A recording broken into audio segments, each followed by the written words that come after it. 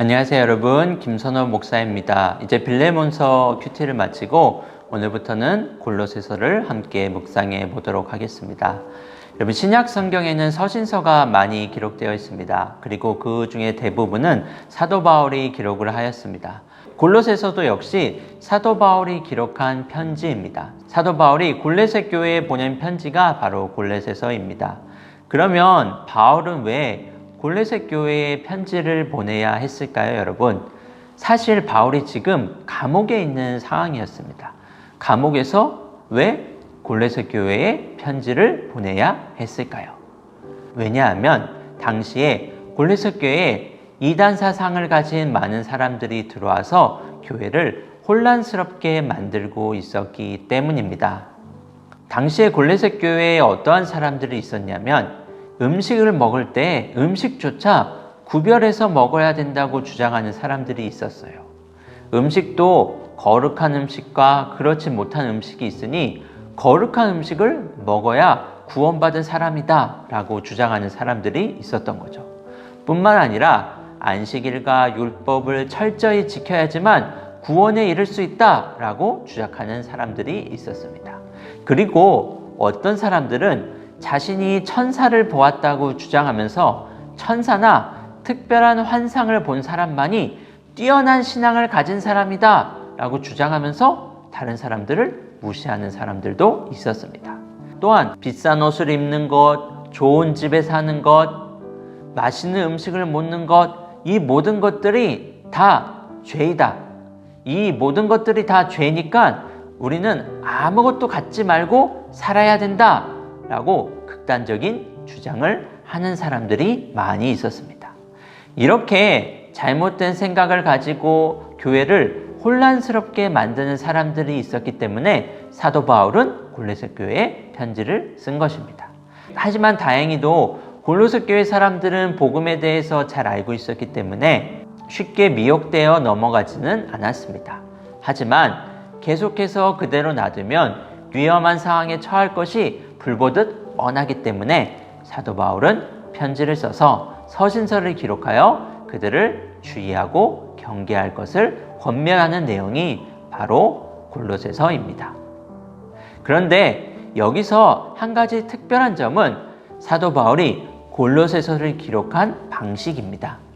보통 우리가 다른 사람들의 잘못된 주장에 대해서 반박을 할 때 어떻게 하냐면 그들의 주장이 무엇이 문제가 있고 허점이 무엇인지를 일일이 따져가면서 하나하나 반복하면서 자신의 주장이 옳음을 증명하는 방식으로 보통 대응을 합니다.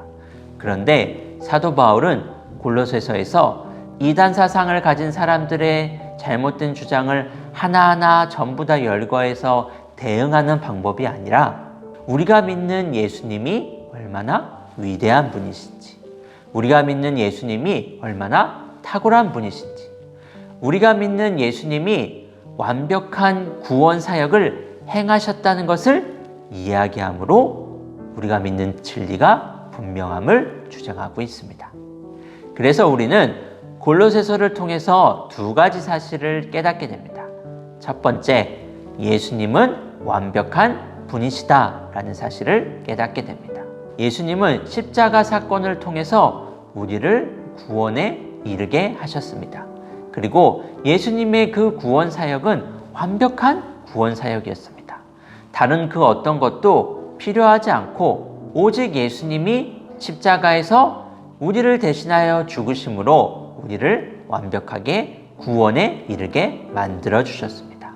그래서 우리는 예수님을 온전히 붙들 때 이 땅에서 하나님 나라의 백성으로 구원받은 사람으로 살아갈 수 있게 되는 것입니다.